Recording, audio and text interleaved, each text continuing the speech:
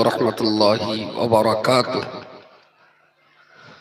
الحمد لله رب العالمين، الصلاة والسلام على رسوله الكريم وعلى آله وصحبه أجمعين، أما بعد. أعوذ بالله من الشيطان الرجيم. لئن شكرتم لأزيدنكم ولئن كفرتم إن عذابي لشديد. قال النبي صلى الله عليه وسلم: سيأتي زمان على أمتي لا يبقى من الإسلام إلا اسمه ولا يبقى من القرآن إلا رسمه مساجدهم آمرة وهي خراب من الهدى. صدق الله مولانا العظيم وصدق رسوله النبي الكريم ونحن على ذلك من الشاهدين والشاكرين والحمد لله رب العالمين. সম্মানিত আজকে সবার সভাপতি, সঞ্চালক, প্রতিষ্ঠান পরিচালন সমিতির সদস্য মণ্ডলী, তৎসহ স্থানীয় এবং দূরাগত ধর্মপ্রাণ, দিন দরদি, শিক্ষাপ্রেমী, মাদ্রাসা প্রেমী ভাই ও বন্ধুগণ, অভিভাবক অভিভাবিকাদের একাংশ, তৎসহ স্নেহের কচিকাচারা, মাদ্রাসার ছোট ছোট কন্যা সম ছাত্রী সমাজ, সন্ধ্যার পর থেকে নিয়ে পর্যন্ত অনেক গুরুত্বপূর্ণ কথা আপনারা শুনেছেন। আমার আগে আমাদের সর্বজন শ্রদ্ধেয় মুফতি সাহেব, তার বক্তব্য আমার শোনা হয়নি।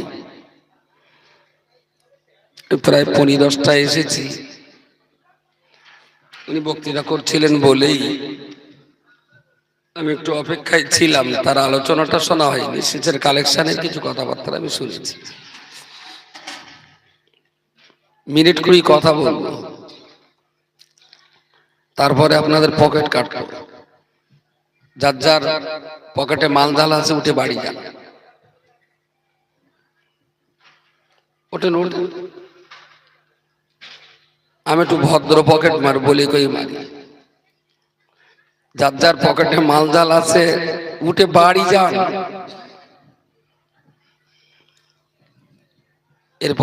এরপরে উঠলে হবে না বলো।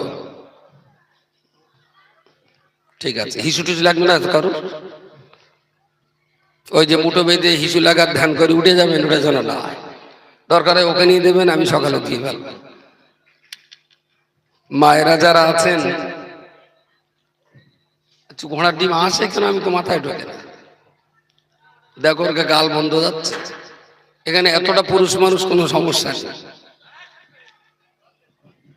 মায়েরা যারা আছেন, খুব হাতে পায়ে ধরে বলছি, একটু দয়া করে গালটা বন্ধ করুন প্লিজ। দরকারে হাত পা চালান, গালটা বন্ধ করুন। কোনো মা কথা বলবেন না, একটু ধৈর্য ধরে সবর করে বসুন। যারা দাঁড়িয়ে আছেন, যদি মাজার দোষ হয় আমি বসতে বলবো না, কারণ মাজার দোষ যাদের, ওদের বসার চেয়ে দাঁড়িয়ে ভালো লাগে। আর যদি মাজার দোষ টোষ না হয় তাহলে বসেন, আল্লাহ রাস্তায় বসেন। আর এই উপরে এত ধানাসি না মেরে যদি নিচে একটু ভালো কাপড় দেয় তাও ভালো লাগে। কি চুলকুনি তো উপরে ধানাসি মারে দেখে যায় হচ্ছে। ভাই নিচে একটা ভালো কাপড় দে, যাতে মানুষগুলো ভালো করে বসতে পারে। গেটের ধারে, গেটের সামনে, বাইরে যারা আছেন, সব মিলিয়ে হয়তো ঘন্টাখানিক থাকবো। তো অযথার বাইরে না থেকে একটু আরাম করে বসুন যে কোনো একটা জায়গায়। কোরআনুল কারীমের ছোট্ট একটি আয়াত পড়েছি, এটা দিয়ে শুরু করি। লাইন শাকারতুম লাযীদান্নাকুম ওয়া লাইন কাফারতুম ইন্না আযাবি লাশাদীদ।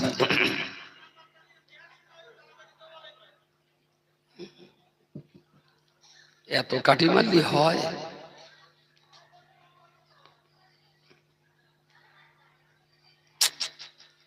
কপাল আমার খুব খারাপ। ওদের কোন স্বেচ্ছাসেবকটা নিবে,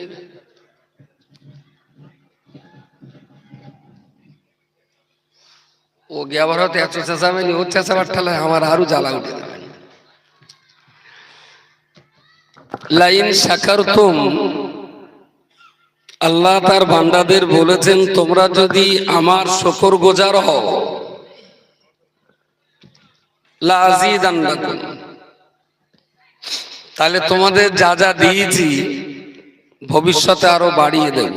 সুবহানাল্লাহ বলেন, সবাই মিলে বলেন সুবহানাল্লাহ। ওয়ালাইন কাফারতুম,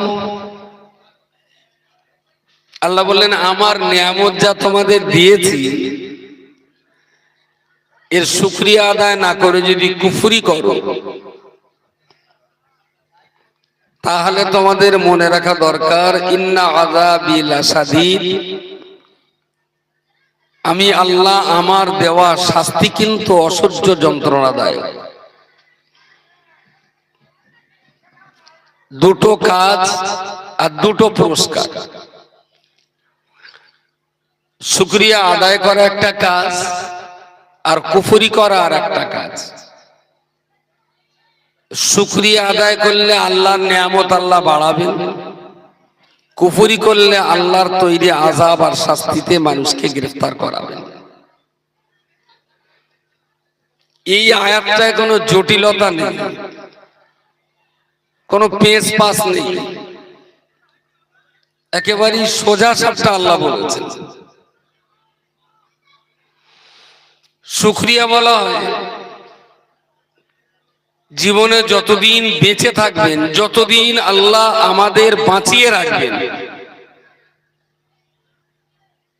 ততদিন পর্যন্ত মনে রাখবেন কারোর দ্বারাতে যদি কখনো উপকার পান, সামান্যতম হলেও সেই উপকারের জন্য কৃতজ্ঞতা স্বীকার করবেন। যিনি আপনাকে উপকার করেছেন তিনি বেনামাজি হতে পারে, সুফি দরবেশ হতে পারে, মাতাল হতে পারে, আলেম বা হাজি হতে পারে, চোর গুন্ডা ডাকাত বদমায়েশ হতে পারে, যেই হোক না কেন, যার দ্বারাতে জীবনে উপকৃত হবে তার কৃতজ্ঞতা স্বীকার করবেন। থ্যাংক ইউ, মারহাবা, ওয়েলকাম, ধন্যবাদ, আল্লাহ তোমাকে ভালো করুন, তুমি সুস্থ থাকো, যে কোনো ভাষায় যে কোনো ভঙ্গিমায় যার উপকার ভোগ করবেন তার কৃতজ্ঞতা স্বীকার করতে আপনি বাধ্য। আমার সমাজ উপকার নেওয়ার রেক্ষস, রেক্ষস বলেন না, রাক্ষস কার বলে? রেক্ষস না রাক্ষস কারে বলে? রাক্ষস, রাক্ষস বলে না বাংলা ভাষা, কাদের বলে? বলে যারা শুধু খায় না, বেশি বেশি খায়। আমিও তো এক্ষুনি খেয়েছি, তাহলে মানে আমি রাক্ষস? খালি রাক্ষস হয় না, প্রয়োজনের অতিরিক্ত খাওয়া, এদেরকে আমরা বলি রাক্ষস। আর যারা পৃথিবীতে দুই ধরনের মানুষ আছে, একটা মানুষ আছে বেঁচে থাকার জন্য দুগাল খায়, আর একটা মানুষ আছে খাওয়ার জন্য বাঁচে। দুটো কথা কি মাথায় গেছে? টাওয়ারে পাচ্ছে? অনেকের টাওয়ারে পাচ্ছে না। কিছু মানুষ আছে বাঁচার জন্য খায়, আর কিছু মানুষ আছে খাওয়ার জন্যই বাঁচে। ইমানদার মুসলমান কখনো খাওয়ার জন্য বাঁচে না, ইমানদার মুসলমান বেঁচে থাকার জন্য দুমুঠো খায়, বেঁচে থাকতে হয়, সুস্থ থাকতে হয়, তা না হলে তো দাঁড়িয়ে নামাজ পড়তে পারবো না। চোখ দুটোকে যত্ন রাখতে হবে, তা না হলে তো আল্লাহর কোরআন পড়তে পারবো না। হাত দুটোকে ভালো রাখতে হবে, না রাখলে তো আল্লাহর কাছে হাত পেতে চাইতে পারবো না। পা দুটোকেও ভালো রাখতে হবে, না হলে হেঁটে তো মসজিদে যেতে পারবো না। কান দুটোকে ভালো রাখতে হবে, না রাখলে তো অজনসিয়াত শুনতে পারবো না। তো আমার এই দেহটা ভালো রাখার জন্য ঠিক যতটুকু খেলে আমার দেহটা সুস্থ থাকে, ইমানদার ততটুকুই খায়। তার অতিরিক্ত ইমানদারের কত লোভ টোপ থাকে না। সে ডাল খেয়েও বলবে আলহামদুলিল্লাহ, গোশ খেয়েও বলবে আলহামদুলিল্লাহ, হায়দ্রাবাদের বিরিয়ানি খেয়েও বলবে আলহামদুলিল্লাহ, দুমুটো মুড়ি খেয়েও বলবে আলহামদুলিল্লাহ। কোন সাজে যদি অভাবের তাড়নায় খাওয়া নাও হয় তবুও বলবে আলহামদুলিল্লাহ। দ্যাট ইজ ইমানদার।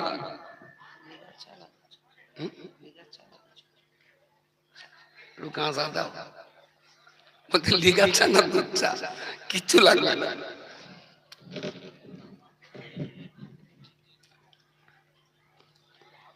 আমি একটু একগাল খেয়ে দিয়েছি, শরীর আমার এখন ফিট, একদম 16 আনাই ফিট। লোকে বলে খেয়ে সুতি হয়, আমার ডিকশনারি তো এটা পালুম না যে খালি নাকি সুতি হয়। যেটা বলছিলাম যে ইমানদার বান্দা কখনোই খাওয়ার জন্য বাঁচে, কাজ করার জন্য বাঁচে, আর বাঁচার জন্য দুগোটা খায়। না বাঁচলে কাজ করা যাবে না, আর দুগাল না খেলে শরীর সুস্থ থাকা যাবে। ইংরেজিতে একটা কথা বলে, হেলথ ইজ ওয়েলথ। তার মানে স্বাস্থ্যই হলো মানব জীবনের সেরা সম্পদ। সুবহানাল্লাহ বলেন। সবসময় চেষ্টা করবেন নিজের শরীর স্বাস্থ্যটা ঠিক রাখার, এটা একটা ইবাদত। শরীর যদি ভালো থাকে নামাজ পড়তে ভালো লাগবে, শরীর যদি ভালো লাগে রোজা রাখতে মন লাগবে, শরীর যদি ভালো থাকে কাজ করতে ইচ্ছা হবে, শরীর যদি ভালো থাকে পড়াশোনা করতে ইচ্ছা হবে। শরীর যদি ভালো না থাকে বাসর ঘরের টাটকা মালও ভালো লাগবে না। শরীর ভালো না থাকলে কিছু ভালো লাগবে না। সুতরাং আল্লাহ আমার যে নিয়ামতটা দিয়েছেন এই দেহ, এটার যত্ন নেওয়াটা একটা গুরুত্বপূর্ণ ইবাদত। খাটতে হবে, তবে গাধার মতন না, দেহ বাঁচিয়ে খাটবে। টাকা রোজগার করতে হবে, তবে দেহ শেষ করে না, দেহটা ঠিক রেখে টাকা রোজগার করবে। খাওয়াটাও দরকার, অধিক খাওয়াটা কখনো দেহের জন্য ভালো না, কখনোই ভালো না। তো যে কথা বলতে যে এই পর্যন্ত এলাম, যে বাঁচার জন্য খাওয়া আর খাওয়ার জন্যই বাঁচা। আমরা যারা ইমানদার মুসলিম, আমরা কখনোই খাওয়ার জন্য বাঁচি না, কাজের জন্য বাঁচি, আর বাঁচার জন্য দুগাল খাই।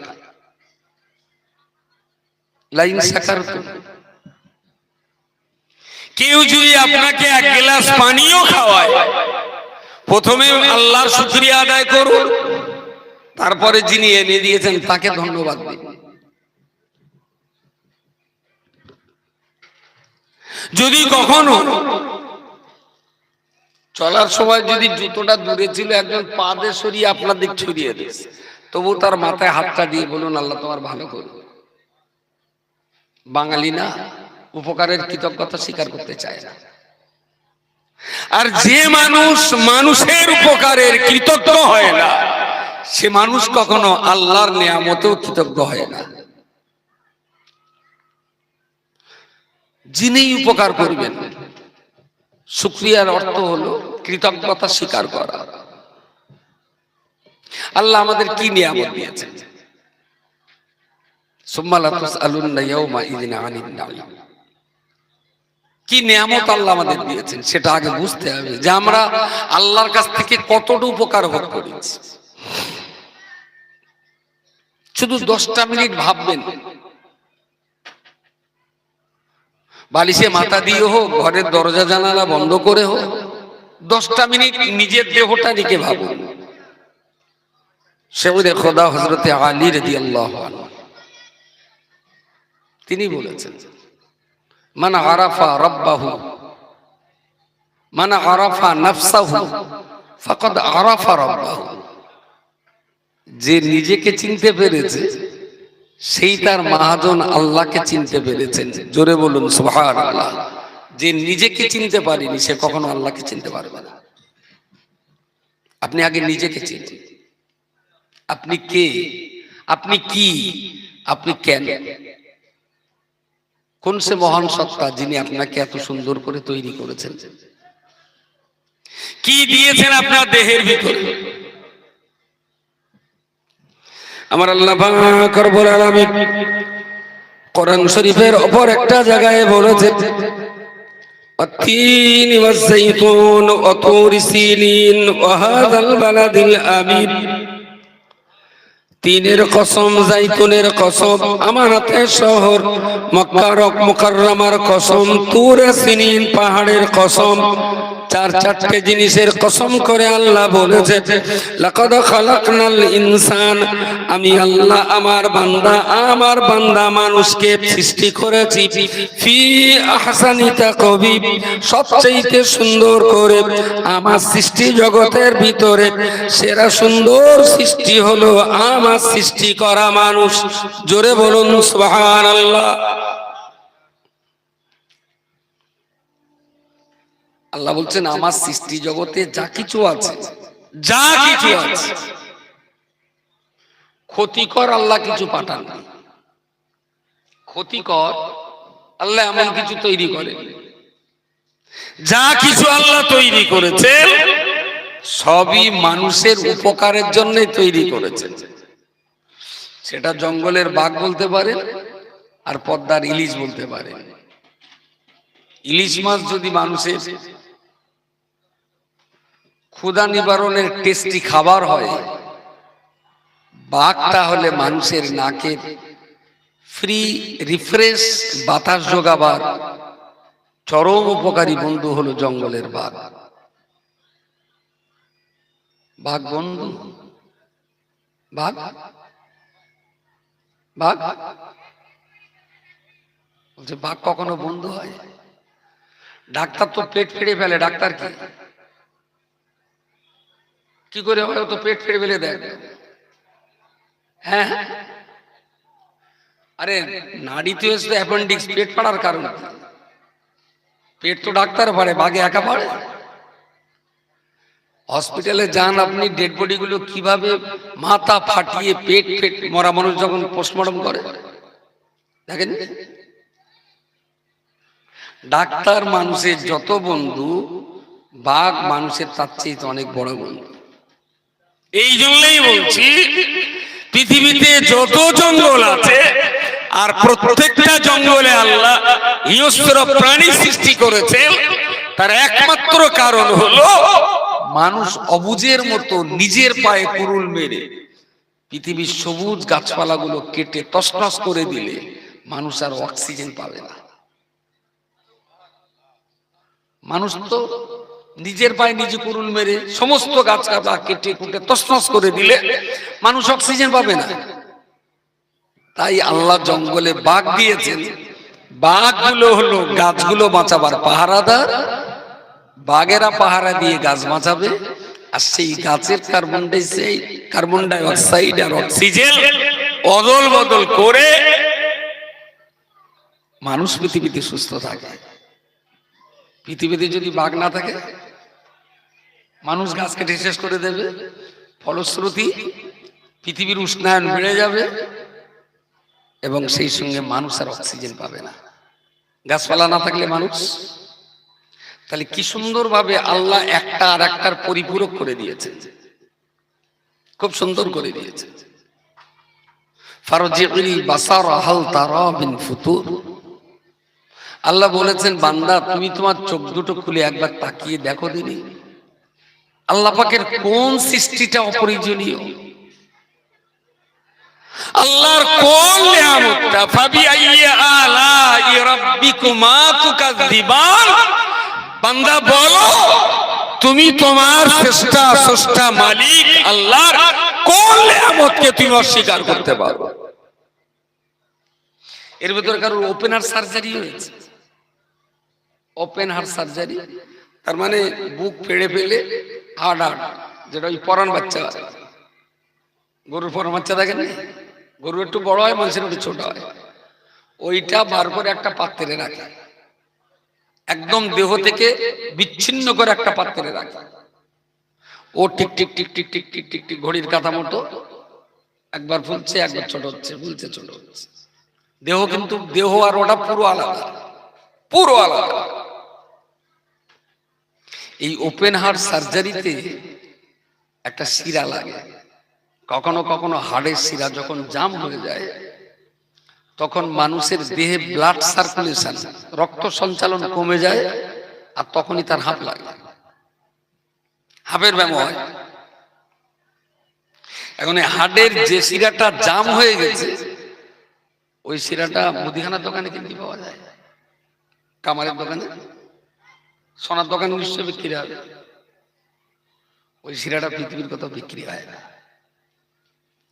আল্লাহ প্রত্যেকটা মানুষের দুই পায়ের পুরো থেকে নিয়ে আর পায়ের রলা কি বলে গিরো পর্যন্ত, গোস পর্যন্ত, পা ঘুরে এখান থেকে ঘুরে ঘুরে এই পর্যন্ত একটা শিরা আছে, ওই শিরাটায় রক্ত চলে না।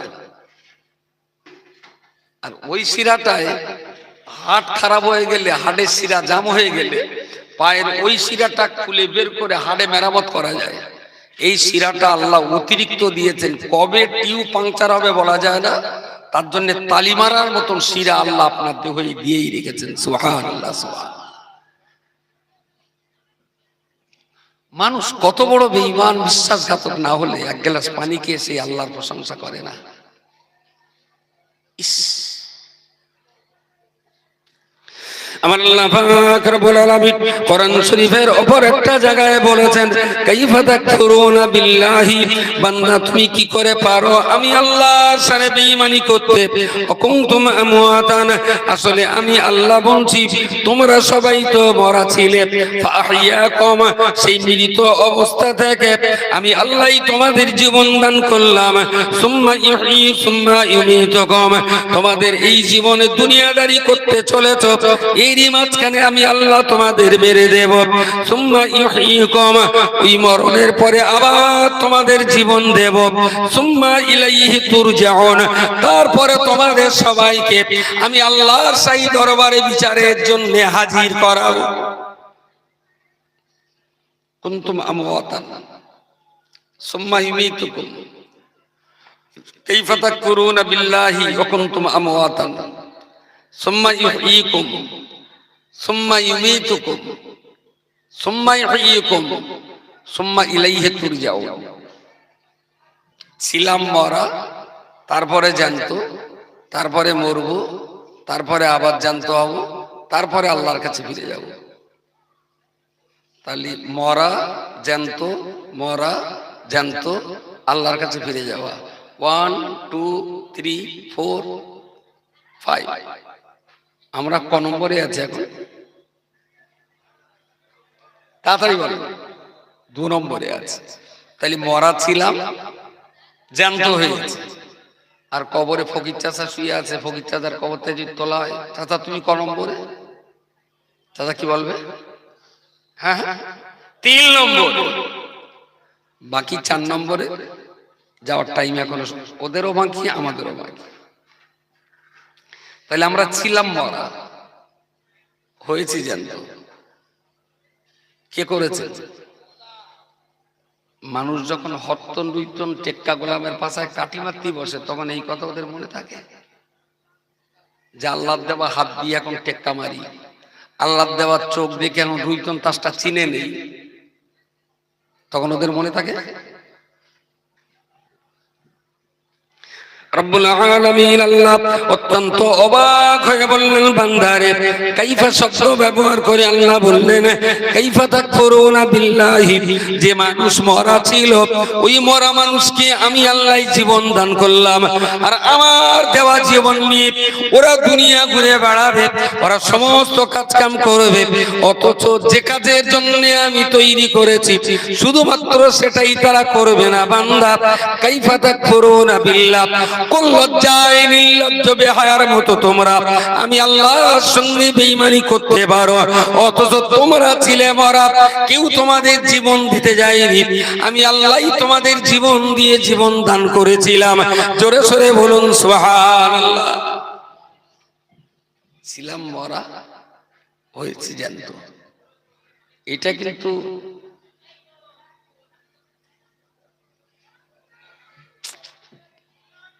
আউযু বিল্লাহি মিনাশ শাইতানির রাজিম। একটু সবাই পড়েন দিন, আউযু বিল্লাহি মিনাশ শাইতানির রাজিম, আউযু বিল্লাহি মিনাশ শাইতানির রাজিম। এটা সেটা বললি আবার বলবেন খিস্তি দিচ্ছে, হচ্ছে বাবা আউযু বিল্লাহি মিনাশ শাইতানির রাজিম বলি। তবে এতে বলো মেয়ে মেয়ে শয়তান পালাবে না, মদ্দা সন্তান পালাচ্ছে তো একটা দেখ, মেয়ে পালাবে না। আচ্ছা ওর একটু গাল ব্যথা করে না, বুকে বুকে একটু গাল ব্যথা করে, তো ব্যামোকে গাল একটু ব্যথাও হয় না। আর স্পিড বেড়ে যাচ্ছে, কি খাওয়া দিয়েছে মনে হচ্ছে, খাওয়া দিয়েছে। সামনে বছর তুলে দেয়, মেয়ে আসা একদম বন্ধ করে দেয়, একদম মেয়েদের ঢোকাবেন না। যদি প্রয়োজন হয় মেয়েদের মায়েদের আসতে সবার একদিন পরে না একদিন আগে এসে ওরা ঘুরে যায়। যাক যাক, সে ঘোড়াটা কি বলতো মাথা ও কাইফা তাকফুরুনা বিল্লাহ। শুরু করেছিলাম লাইন শাকারতুম লাযিদান্নাকুম। আল্লাহ বলেছেন বান্দা তোমারে যা নিয়ামত দিয়েছি, তুমি আমার পক্ষ থেকে এই নিয়ামত পেয়ে যদি আমার কৃতজ্ঞ হও, যদি আমার কৃতজ্ঞতা স্বীকার করো, তাহলে পরবর্তী জীবনে তোমার প্রতি আমার নিয়ামতকে অনেক গুণ বাড়িয়ে দেওয়া হবে।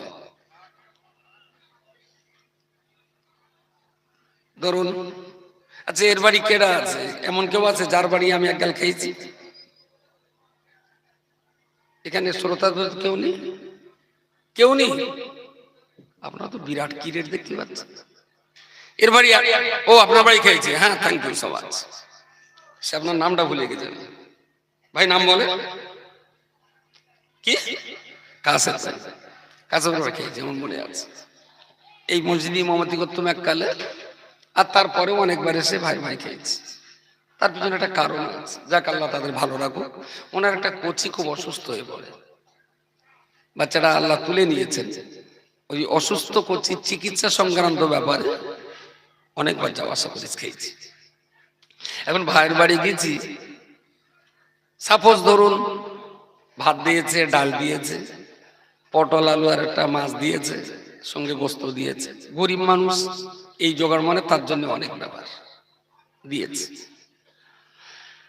এখন মোড়ের মাথায় এসে যে স্কুল ভাই কোথায় গেলে, আমি কাছে তো বাড়ি, তাহলে খাওয়া দাওয়া হয়েছে? হ্যাঁ হয়েছে। কি দিয়ে দিয়েছে? আমি ভাই সে কথা আর বলো না, সে পটল দিয়েছে তা মনে হচ্ছে যেন সাইকেলের টায়ার, শ্রীরাম চিট। আলু দিয়েছে তা মনে হচ্ছে যেন সে পাতালতে তুলে আনা, জালের কাঠি বানা শক্ত। ভাত তো গেলার কোনো লাইন নেই। আচ্ছা ও লোকের বাড়ি খেয়ে যদি এই বদনাম দেই, আর এই কথা যদি আর ও লোকের কানে যায়, কোনোদিন আমার ভিটে তুলবে? আর হ্যাঁ পথের আশপাশে যদি যায় না, তা না দেখার ভান করে অন্যদিক ফিরে চলে যাবে, যদি শালা আবার যায়। সাপোজ লোকটা গরিব মানুষ, প্রয়োজনে গিয়েছি, হাঁড়িতে দুটো পান্তা ছিল, সেই পান্তা দেশে আর একটা আলু ছিল কাঁচা পেঁয়াজ দিয়ে ছেড়ে দেশে, সেইটা খেয়ে আসছি।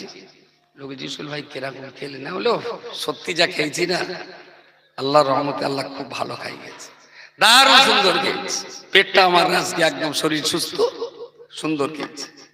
এই কথাটা যদি লোকের কানে যায়, বলে আলু সানাতে যদি এইরকম ভালো বলে, তাহলে গোশ দিলে কি করবে? বলেন বলে ও লোক আমার খুঁজে বেড়াবে, জীবনে যদি কোনোদিন পথের ধারে পায় আর একবার টেনে যাবে হাত ধরে, ভাই আমার বাড়িতে দুটো খেয়ে যান, দ্যাট ইজ শুকরিয়া। কখনো বদনাম দিতে নেই। একটা আলু থেনে আপনার গাল পর্যন্ত যেতে আপনার কি জানা আছে? কম বেশি 350 মানুষের কষ্ট আছে ওর পিছনে।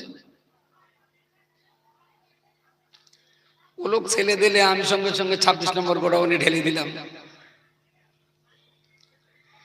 এই আলুটা যিনি মাঠে দিয়েছিলেন, যে চাষি নাঙল চষেছিলেন, যে কোম্পানি সার দিয়েছিলেন, যার মেশিনের পানি দেওয়া হয়েছিল, যে কোদাল দিয়ে আলুটা তোলা হয়েছিল, যদি এক এক করে হিসাব করেন, এক পিস আলু ছেনে খাওয়া পর্যন্ত ওর পিছনে 350 মানুষের মেহনত আছে।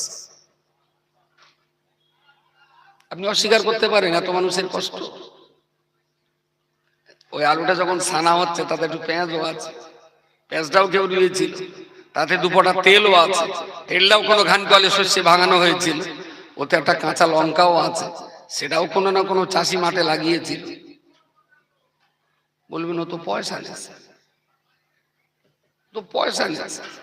আরে মসজিদে নামাজ পড়াতে গেলে ইমাম সাহেব পয়সা নেয়, তার মানে কি ওটা ভকাস? ইমাম সাহেব ইমামতি করে টাকা লাগে না? তো টাকা দে, তো টাকা নিয়ে যখন পড়াচ্ছে তাহলে আপনাদেরটা পড়িয়ে দেবো, ওটা পড়ে কেন? ওই টাকায় তো আপনাদের পড়ানো হচ্ছে আর ওরও পড়ে লাগছে, নাকি আলাদা ইমাম সাহেব পড়ে? হ্যাঁ কেন হবে? গ্রামের লোকের টাকা ওর নামাজ হবে কেন? টাকা দিছি বলে যে বেকার, যদি এই লোকগুলো উপকার না করতেন টাকা কাকে দিতেন আপনি? প্রিয় শ্রোতা মণ্ডলী, মনে রাখুন, আমি আপনাকে বলতে চাইছি, পৃথিবীতে কেউ যখন আপনার উপকার করবে আপনি তার প্রশংসা করবেন, কেউ যখন আপনার উপকার করবে আপনি তার গুণগান গাইবেন। কেউ সামান্য পরিমাণ যদি আপনার উপকার করে অবশ্যই আপনি ওই উপকারের কৃতজ্ঞতা স্বীকার করবেন। নিশ্চিত করে মনে রাখুন, উপকারের কৃতজ্ঞতা স্বীকার যখন করবেন, কোনো না কোনো দিন ওই মানুষটা অপেক্ষা করবে, আবার সুযোগ পেলে আপনার উপকার করুন। মসজিদ থেকে নেমেছি, নেমে জুতো পাচ্ছি, একটা ছেলে ওই দূরে ছিল, জুতোটা এনে বলছে হুজুর এই আপনার জুতো। মাথায় হাত দিলে বললো আল্লাহ তোমার ভালো করুক, তুমি যে কার সন্তান, আল্লাহ যেন তোমার মতো সুসন্তান ঘরে ঘরে দেয়, আল্লাহ তোমার ভালো করুক, যাও বাবা। এই ছেলেটা যদি অন্য কোনো দিন কোন লোকের জুতো টুতো এরম দূরে থাকে, ও আনবে না? আনবে না? আনবে? জুতো খোঁজ দিয়েছি, ও তাড়াতাড়ি জুতো বলতে হুজুর আপনার জুতো। এই কোথায় রেখে তুই? কখন থেকে জুতো খুঁজে পাচ্ছি না আমি? আমার কথা, যে জুতো এনে দিলে ওর যদি হাঁকা দেই, তাড়া দেই, জীবনে আর কারোর জুতো, আর যদি খানার দিক থেকে পাতে টেলে খানায় ফেলে দেবে, শালা বেজম্মানের খুঁজে না পায়। লাইন শাকারতুম লাযিদান্নাকুম। ওই যে বাচ্চাটার মাথায় হাত দিয়ে দোয়া করে দিলেন, ও আগামী দিন পরের উপকার করার জন্য অপেক্ষা করবে। আমার সমাজ অন্যায় করলে শাস্তি দেয়, কিন্তু ভালো করলে পুরস্কার দেয় না, যার জন্য সমাজ ক্ষতিগ্রস্ত। সমাজে ভালো কাজ করার মানসিকতা হারিয়ে গেছে, হারিয়ে গেছে। একটা ছেলে একটা মেয়ের ওড়না ধরে টেনেছিল, তার জন্য বিচার করে উদ্বোস করিয়ে ছেড়ে দেবে, ভালো হয়েছে, খারাপ বলবো না। কিন্তু রাত 12টার সময় রক্তের অভাবে একজন রোগী যখন দমের কষ্টে ছটফট করছিলেন, তখন রাজাপুর গ্রামের মন্টু ছুটে যে বললো আমার দেহের থেকে 1 বোতল ব্লাড নিয়ে লিটার দাও। মন্টু বেনামাজি, মন্টু মাতাল, মন্টু চোর, মন্টু গুন্ডা, মন্টু বেবিচার করে, মন্টু বিশাল বড়, কিন্তু এই যে ব্লাডটা দিয়ে একজন উপকার করেছেন, এইটা ভালো তো এই কাজটা। তাহলে রাজাপুর গ্রামের উচিত ছিল একদিন জুমার নামাজে খুতবার আগে, আয় মন্টু এদিকে এসো বাবা, দাঁড়াও।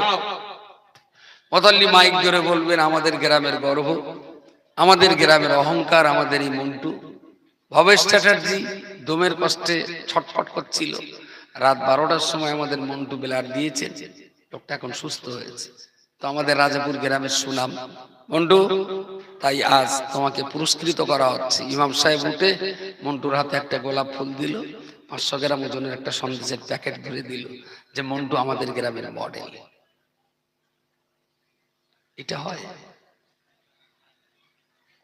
অন্যায় করলে খিস্তি দেওয়ার প্রচুর লোক আছে, ছোট বড় গালি দেওয়ার প্রচুর লোক আছে, কিন্তু ভালো কাজ করলে প্রশংসা করার লোক, যার জন্য মানুষ ভালো কাজে উৎসাহ নেই, আগ্রহ নেই, ভালো কাজের প্রতি মানুষের উদ্বেগ নেই, উৎকণ্ঠা নেই। বাংলা একটা কথা বলে যে শাসন করা তারই সাজে সোহাগ করে, যে মানুষকে ভালোবাসতে পারে না তার অধিকার নেই মানুষকে শাসন করার।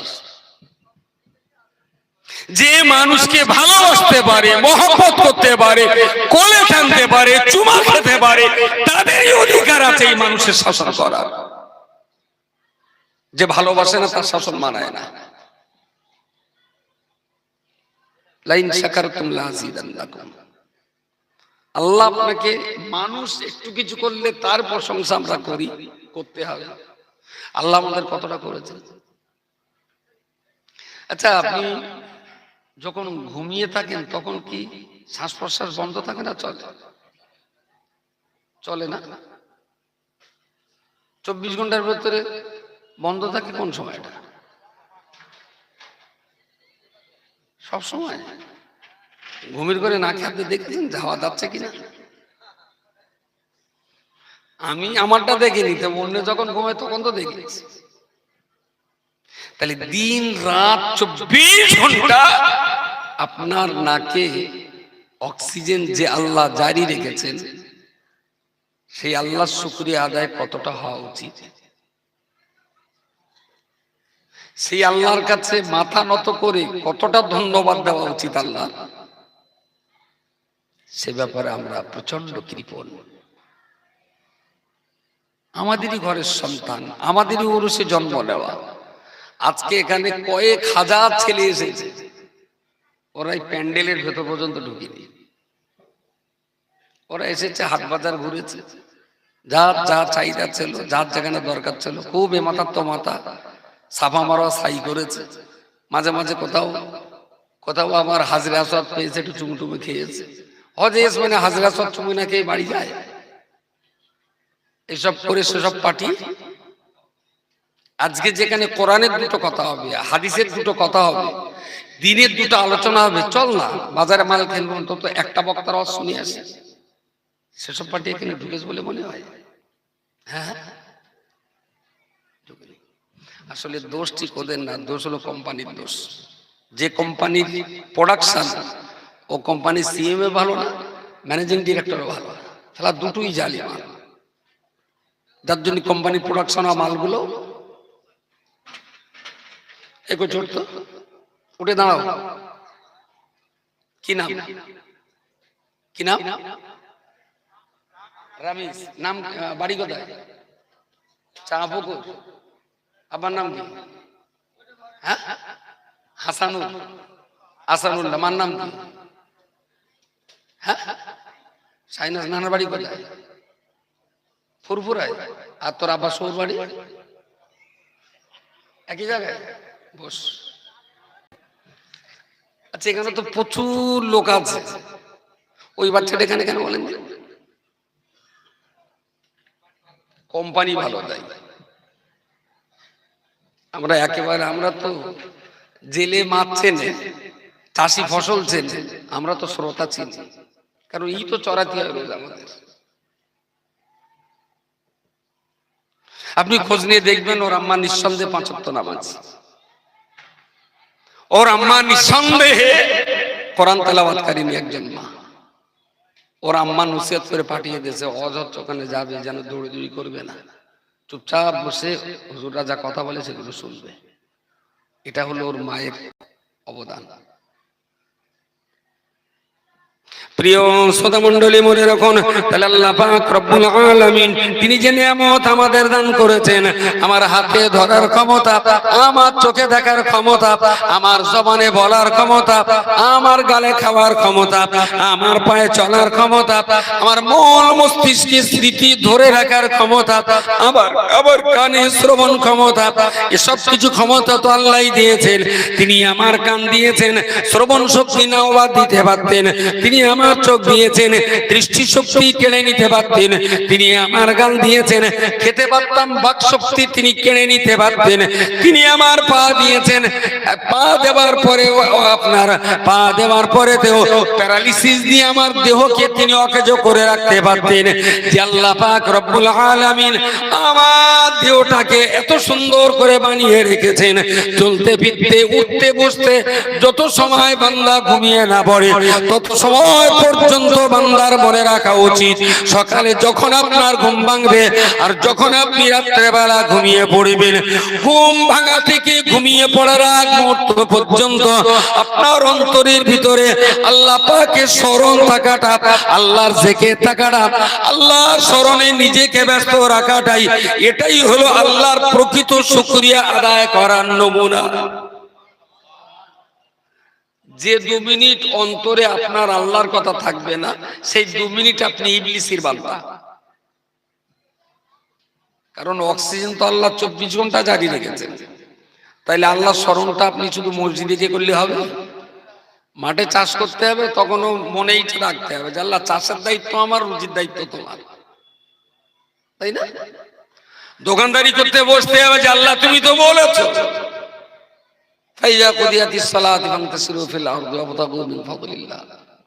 তোমার জমিনে তো তুমি ছড়িয়ে রেখেছো তোমার রহমত।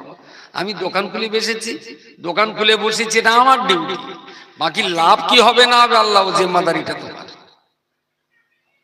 তবে তো সেই বান্দার ব্যবসা সেই বান্দাকে জান্নাতে নিয়ে যাবে, চাষ চাষিকে জান্নাতে নিয়ে যাবে, দোকান দোকানদারকে জান্নাতে নিয়ে যাবে। কিন্তু সেটা হওয়া উচিত লিল্লাহিয়াত অন্তর নিয়ে, যে যেটাই করি আল্লাহর জন্য করি।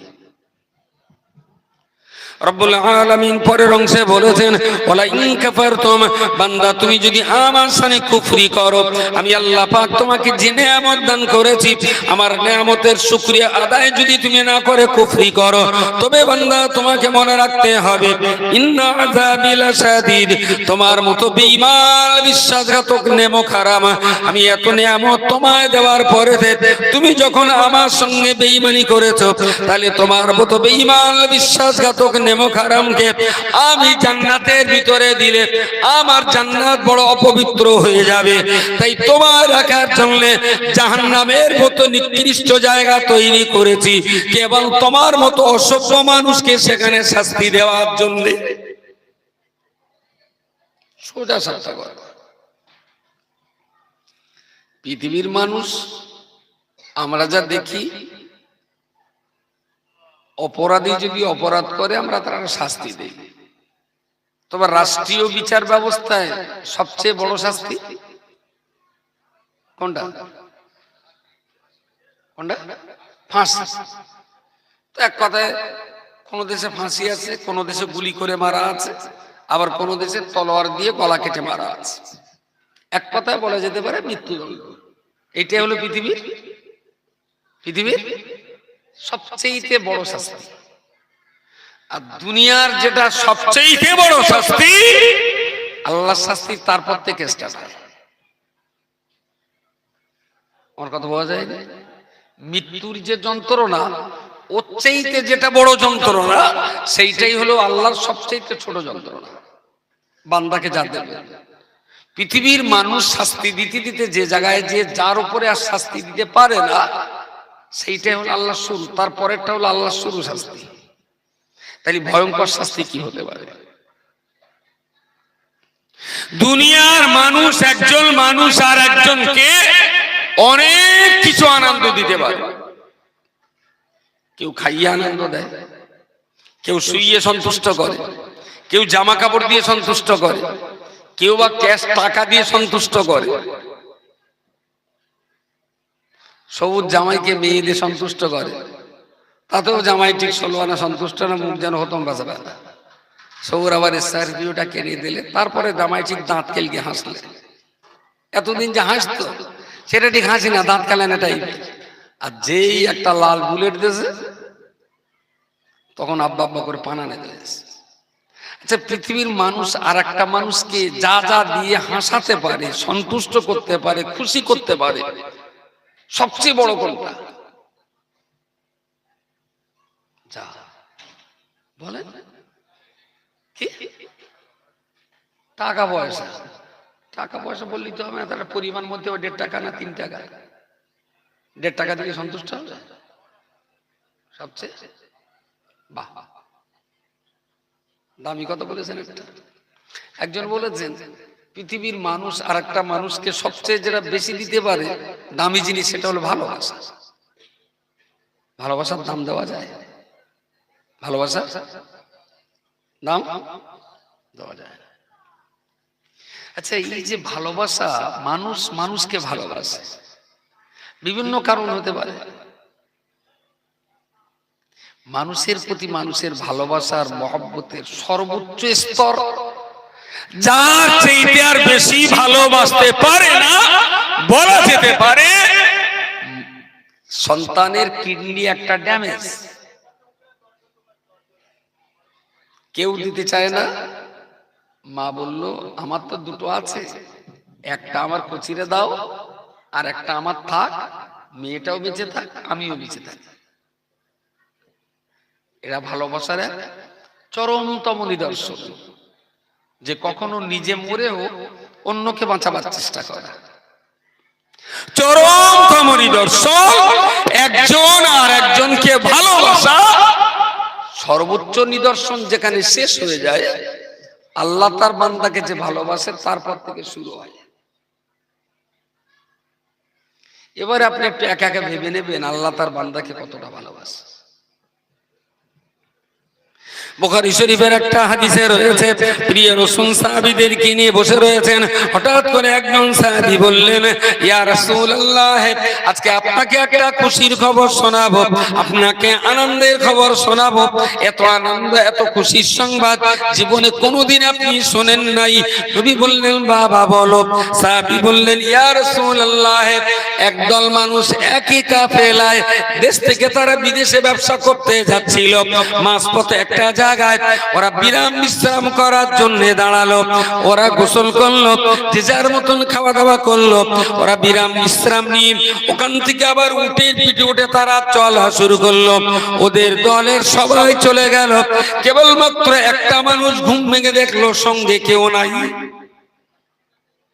এটা একটু ঘুম কড়া, সবাই উঠে যাচ্ছে, গুছিয়ে চলে গেছে, ও ঘুম ভেঙে দেখে কেউ নেই, কেউ নেই, একদম একা। বিকেলের পড়ন্ত বেলায় ও একটা আন্দাজ করে যেতে যেতে যেতে যেতে সে এক গভীর মরুভূমির মাঝখানে ঢুকে গেছে। রাতের বেলা রাস্তা কোন দিকে, পথ কোন দিকে কিচ্ছু চিনতে পারছে না। সেই অবস্থায় সারা রাত ও যত পথ খুঁজতে যায় ততই পথ হারায়। সকালে যখন সূর্য উঠলো, লোকটা দেখলো আমি এক মহাবিপদে। যেখানে ছিলাম ওখানেই যদি থাকতাম, হয়তো পথচারী মানুষ কেউ না কেউ এসে আবার আমার সন্ধান দিতে পারত। ও ঠিক করে নিল, তাহলে আমাকে বুদ্ধিমানের কাজ হবে আবার সেখানটায় ফিরে যাওয়া। কিন্তু কোন রাস্তা দিয়ে যে ওই জায়গায় গিয়েছে সে রাস্তাও ঠিক করতে পারছে না। তো প্রায় 2 দিন সময় লাগলো ওর সেই জায়গাটায় ফিরে আসতে। ততক্ষণ এই 2 দিন খাওয়াও নয়, পানিও নয়। ফিরে এসে দেখছে ওর বেঁধে রাখা উটটাও সেখানে নেই। যে উটের পিঠে ওর পানি, যে উটের পিঠে ওর মাল সামান, যে উটের গলায় ঝোলা এক পুটলির ভিতরে তার টাকা পয়সা, উটও নেই। যা, লোকটা ওখানেই বলে আমার মরণ অনিবার্য, কেউ আমার খবর পাবে না, বাড়ির বাচ্চা কাচ্চা আমার ডেড বডিটাও পাবে না, মৃত্যু আমার অনিবার্য। শুয়ে পড়েছে যে আমি আর উঠতে পারবো না, আমি মরি যাও, পেটে খাবার নেই, আজ 2-3 দিন পিপাসার পানিও নেই। একটু যেন তন্দ্রাপন মতো এলো। কিছুক্ষণ পরে চোখ চেয়ে দেখলেন ওর হারিয়ে যাওয়া উটটা ওর মাথার কাছে যেখানে বাঁধা ছিল সেখানেই দাঁড়িয়ে আছে। সুবহানাল্লাহ। সাহাবী বললেন, ইয়া রাসূলুল্লাহ, আপনি বলুন দিনই ওই লোকটার আনন্দ কতটা। অনিবার্য মৃত্যুর হাত থেকে যেন একটা নতুন জীবন ফিরে পেয়েছে। রাসূলুল্লাহ শুনে বুঝে বললেন, শোনো, তুমি আমার যে আনন্দের কথা শুনিয়েছ, আমি কি এর চাইতে একটা বড় আনন্দের কথা শোনাবো? সাহাবী বললেন, হুজুর, এর চাইতে আর আনন্দ হয়? বললেন, হ্যাঁ হয়। বলুন। নবী আমার বললেন, বাবা সাহাবী, আল্লাহ পাকের কোন বান্দা যখন পাপ কাজে আত্মনিমগ্ন হয়ে যায়, নামাজ পড়ে না, রোজা করে না, সত্য কথা বলে না, ইসলাম মেনে চলে না, এমন একটা পাপী পাপিষ্ঠ বান্দা মদ গাঁজা জুয়া বেবিচার, মদ গাঁজা জুয়া জেনা বেবিচার কোন রাজানি ভীষণ ছোট মোটা পাপের ভিতরে ডুবে যায়, আল্লাহ পাক রব্বুল আলামিন ওই বান্দার জন্য অপেক্ষা করতে থাকেন। বান্দা সকাল থেকে বেলা 1টা পর্যন্ত পাপ কাজ করেছে, মনে হয় বান্দা দুপুর বেলাতে বিকাল বেলাতে ঘরে ফিরে গোসল করে জোহরের নামাজ পড়ে আমার কাছে কাঁদবে। বান্দা নামাজ পড়লো না, গোসল করে খাওয়া দাওয়া করে আবার দুনিয়ায় পাপ করতে বেরিয়ে গেল। আল্লাহ অপেক্ষা করে ওই বান্দা নিশ্চয়ই রাত্রে বেলা বাড়ি ফিরে খেয়ে দিয়ে তওবা তিল্লা করে সার নামাজ পড়বে। সে বান্দা পড়লো না, রাত্রে বেলা বান্দা ঘুমিয়ে পড়লো। আল্লাহ বলবেন, বান্দারে সারাদিন কষ্ট করেছে, তাই কষ্ট দেহনি রাতের বেলা একটু ঘুমিয়ে পড়েছে। বান্দা নিশ্চয়ই সকাল বেলাতে ওই বান্দা ঘুম থেকে উঠে তওবা পড়ে নামাজে দাঁড়াবে। বান্দা তওবা পড়েনি, নামাজ পড়েনি, আবার পাপ কাজ করতে বেরিয়ে যায়। এমনই একজন বান্দা 14 বছরে সাবালক হলো, 60 বছর পর্যন্ত বান্দা পাপ করতে থাকলো। বান্দা যতবার পাপ করতে বেরিয়ে যায়, আল্লাহ ততবার বান্দার জন্য অপেক্ষা করতে থাকেন। আমার বান্দা 60 বছর অপরাধ করেছে, আজকে নিশ্চয়ই তওবা পড়ে বান্দা আমার কোলে, বান্দা রহমতের কোলে ফিরে আসবে। এইভাবে বাড়তে বাড়তে ওই বান্দাটা যেদিন আল্লাহর কাছে ফিরে যায়, তওবা পড়ে সিজদায় মাথা দিয়ে সুবহান রাব্বিয়াল আলা যখন পড়তে থাকে, নবী আমার বর্ণনা করে বলেছেন, বাবা সাহাবী, হারিয়ে যাওয়া উটটাকে মালিক ফিরে পেলে ওই মালিক যত না আনন্দ হয়, আল্লাহর যে বান্দা পাপের জগতে হারিয়ে যায়, ওই বান্দা যখন আল্লাহর রহমতের কোলে ফিরে আসে, উটের মালিক উট ফিরে পেয়ে যত না আনন্দ পায়, আল্লাহর হারিয়ে যাওয়া বান্দা আল্লাহর রহমতের কোলে ফিরে আসার কারণে উটের মালিকের চেয়েও আমার আল্লাহ বেশি সন্তুষ্ট হয়ে যায়। আচ্ছা, এই মাতালগুলো, গাঁজাখোরগুলো, চোরছাছাড়াগুলো কি কোনোদিন ভেবেছে যে আমাদের জন্য আল্লাহ অপেক্ষায় আছেন, আমরা কখন ঘরে ফিরব? ওরা কি কোনোদিন ভাবে যে আমি তাসের আড্ডায় বসে তাস খেলছি, আর আমার মালিক অপেক্ষা করছে না, আমি কখন এইটা ছেড়ে দিয়ে নামাজের কাতারে দাঁড়াই? গাঁজার কলকে মুখ দিয়ে যখন গাঁজাকারগুলো টানে, ওরা কি একবারও ভাবে আমি এখানে নম্বরে গাঁজা টানছি আর আল্লাহ অপেক্ষা করছেন আমি কখন উজু করে মসজিদে যাব? রাসূল বললেন, হারিয়ে যাওয়া উট ফিরে পেয়ে ওর মাহাজন যত সন্তুষ্ট হয়, হারানো বান্দা ফিরে পেয়ে আল্লাহ তার চাইতে বেশি সন্তুষ্ট হন। বলুন, মানুষ মানুষের ভালোবাসা, আল্লাহ তার বান্দাকে ভালোবাসে। মানুষের ভালোবাসার সর্বোচ্চ স্তর যেখানে শেষ, আল্লাহ তার বান্দাকে যে ভালোবাসে তার প্রথম স্টার্টিং পয়েন্টটা তার চেয়ে অনেক বেশি ভালোবাসা। খুবই দুর্ভাগ্য আমাদের, আমরা শুধু আল্লাহকে নিয়ে ভাবতে পারি, পড়তে পারি, বুঝতে পারি, ফিকির করতে পারি, গবেষণা করতে পারি। এটা আমাদের জীবনের এক চরমতম ব্যর্থতা, চরমতম হেরে যাওয়া। বাকি জীবনটা যেন আর সর্বনাশ না হয়, যা হওয়ার হয়েছে, আর যেন জীবনটা সর্বনাশের দিকে না যায়। এই জীবনের মূল্য দিতে হবে। জীবন তো একটা, জীবন একটাই তো জীবন। এই জীবনে ঘর বাঁধতে হবে, এই জীবনেই লেখাপড়া শিখতে হবে, এই জীবনে বিয়ে শাদী করে বাচ্চা কাচ্চার বাবা হতে হবে, এই জীবনেই আবার জান্নাতে যাবার রসদ জোগাড় করতে হবে, এই একটা জীবনেই আমাকে জাহান্নামটা নিভিয়ে দেওয়ারও ব্যবস্থা করে যেতে হবে, যাতে আমাকে জাহান্নামে পড়তে না হয়।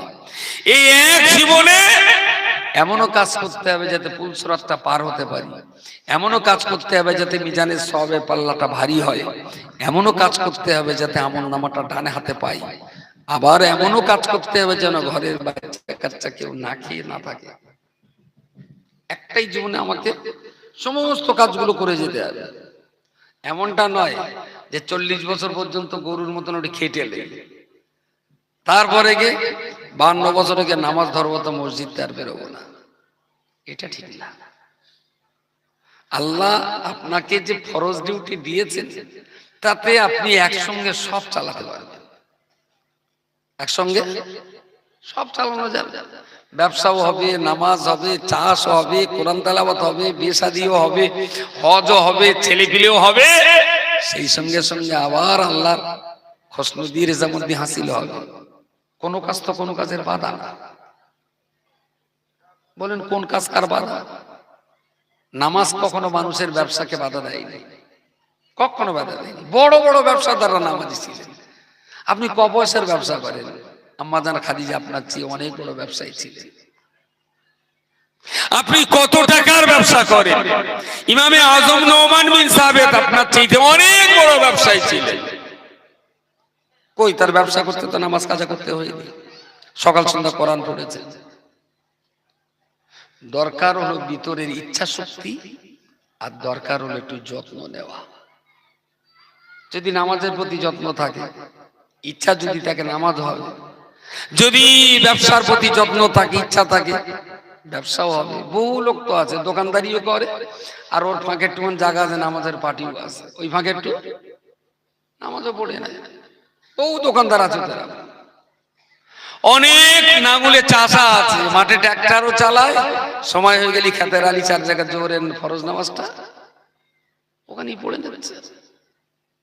এই জীবনে সমস্ত কাজটুকু চালিয়ে যেতে হবে। এমন নয় যে এখন একটু ইবাদত করে নেই, পরে একটু চাষ করব, তারপরে একটু আবার শয়তানি করব, তারপরে হজ করে এসে 1000 টানা তসবিহে মসজিদে বসবো। একসঙ্গে সব করা যাবে। যদি মনে করি ভালো কাজ করে যাব, সমস্ত ভালো কাজ একই সঙ্গে স্টেপ বাই স্টেপ, স্তর বাই স্তর, একটার পর একটা সব কাজ। জান্নাতে যাওয়ার জন্য আলাদা কাজ, জাহান্নাম থেকে বাঁচার জন্য আলাদা কাজ, বউ বাচ্চাদের জন্য এই 10 মিনিট, নাতিপুতিদের জন্য এই আধ ঘন্টা দিল, সবই একসঙ্গে চলছে। যাক যাক, বলতে বলতে টাইমটা অনেকটা হয়ে গেছে। কত বাজে? মাশাআল্লাহ, কত? 11:50। 10 মিনিটের ভেতরে 12 বেজে গেল। বাজার যেহেতু 11:50 হয়ে গেছে, আমার এই আলোচনার শেষ কথা, লা ইন শাকারতুম লা আযীদান্নাকুম। আল্লাহর শুকরিয়া যারা আদায় করে, নিয়ামতের হক যারা আদায় করে, ফাযকুরুনি আযকুরকুম, বান্দা তুমি যদি আমার স্মরণ করো তাইলে মহা বিপদে আমিও তোমাকে স্মরণ করব। ওয়াশকুরুলি, আর আমি যা তোরে দিয়েছি এর শুকরিয়াটা আদায় করিস।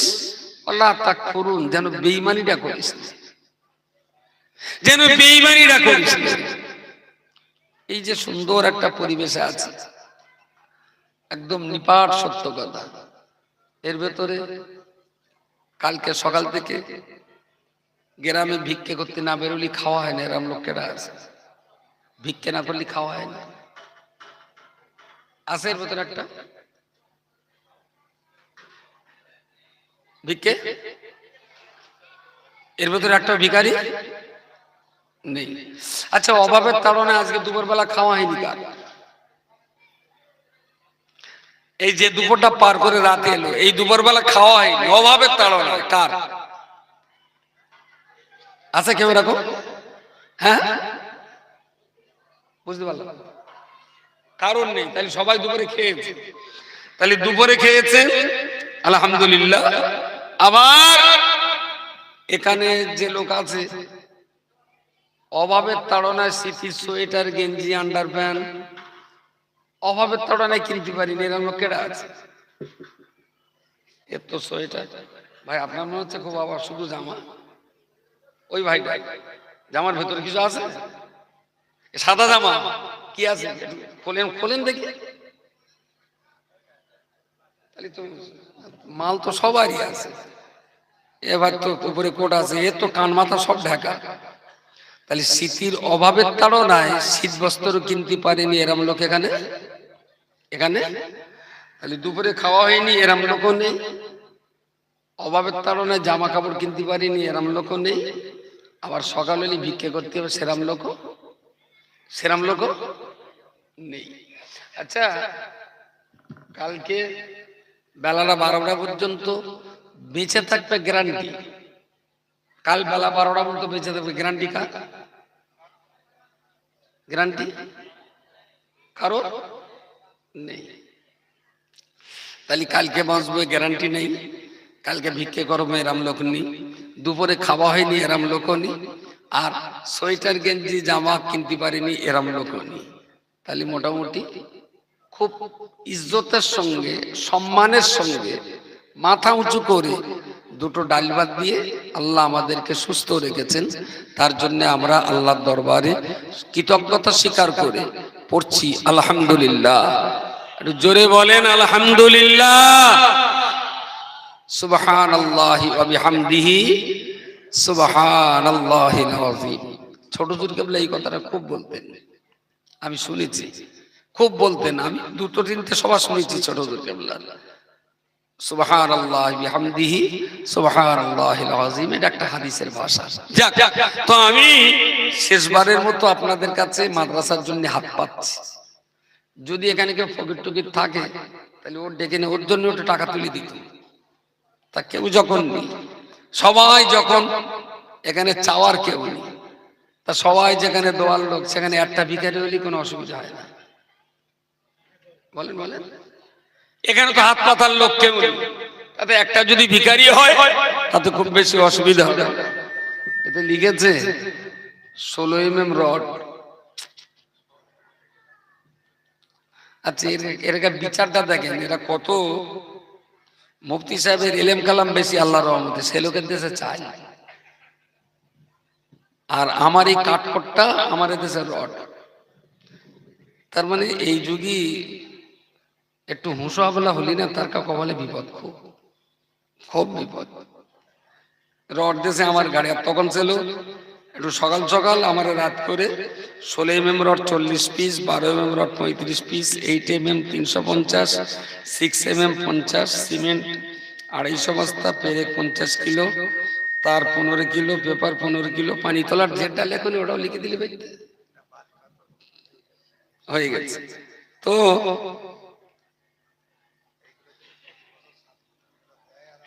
যদি মনে হয় যে আজকে দান করলে আপনি ভিখারি হয়ে যাবেন, তাহলে দেওয়ার দরকার নেই, থাক।